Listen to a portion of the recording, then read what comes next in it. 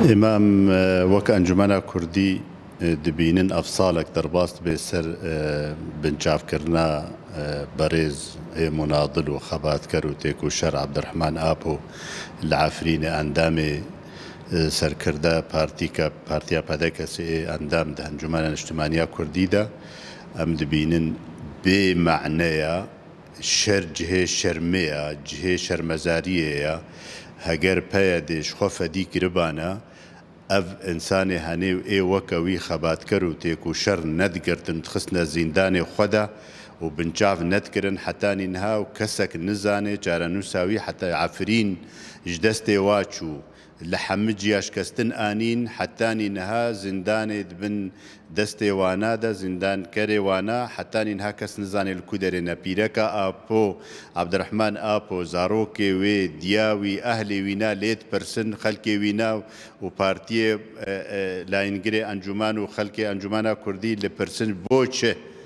bera ji xelkê re بس شروفه بکن جو بوچه ایوکا عبدالرحمن آپو تینا گرتن و جارانوسا وانا دیاره بوچه فؤاد ابراهیم بوچه ابو عادل بوچه همو کس دهونی ده والی ما گرتنا سر کردین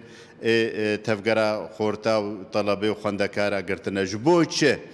اف کسی میل جموانا ونداج بوچنه بس براش خلقی خورا شروفه بکن برا مقانع بکن جبر فلان تشتی هاتنا گرتن عيبة شرمة جركة جفنا راوستينن جركة فخسا رادستي خلقي وابكن أهلي وابكن عيبة جركة أف ضغطة عجيبة قوتيل سرت هفجرا سياسية كردي دوسر ملتي وكرد ومصيري وكرد هذا رشاي كيرا درباس دبي هنجي پیاده خلقه دگره هنجی پیاده خلقه زندان دکه هنجی و قدخه دکه هن املاک واد دگره هن او واتشتا دکه ام دبیجن قضیه کردی و ملت کرد گرک امسر راوستن بکا چاوا بچاره نوسا وینا چاوا مافی وی جیب جیب کند هندروی سوریا دا پیاده مصر و خرابیا و زحمه ایما ادبیجم گرک ملت کرد خو پیشاندانا بکه جبر واگرتیا دوی نراوسته دوی دعوی بکه الپیاده لحم مناسبه لحم قناغه لحم جهه دوی سرهلدانک چه ببی بشتی و دما دریج برز عبدالرحمن آپو چارەنووساوی نەدیارە دوی وەختێ ئانها دەژ ئەنجومەنە نیشتیمانی کوردی تێخستن ئانها لە هەموو ئاستادا چالاکیە و لە هەموو ئاستا دەغت و فشارێ بکەیش بۆ چارەنووساوی دیار بێ و ji ber peyede rastî tiştekî gelkî xerab ji aliyê peyede heta anha yekî weke berez Abdurrahman Apo çarenûsawî nediyare û çawa heta anha piştî Efrîn jî çû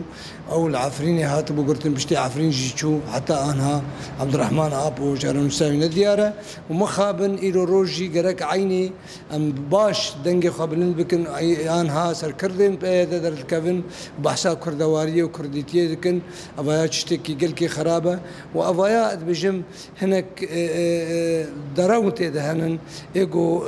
دۆزا مافێ کووردا بکە و حەقی کووردا بکێ گەرەک لە هەنگێ وەک عەبدوڕحمان ئاپۆ نەت حەبسا دەبن نەت زیندانا دەبن گەرەک ڕێزگار بن بله مخابن أفصالك سر قرتنا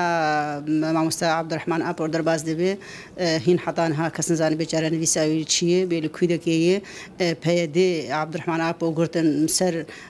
مجبرجو دا خزا ما في ملتي كردكر عفرينة تيكشو عفرينة تسليمي تركاكرن جحندري عفرينة دركتن لمخابن حطان ها كسنزان بعبد الرحمن أبو الكويدة كيه قاهي تنش خلك جمرد من إنه تسليمي رجيمي كرنن ما شخوا بيدي نجارة كي ونجارة هالي جلودك حتى دهني مديق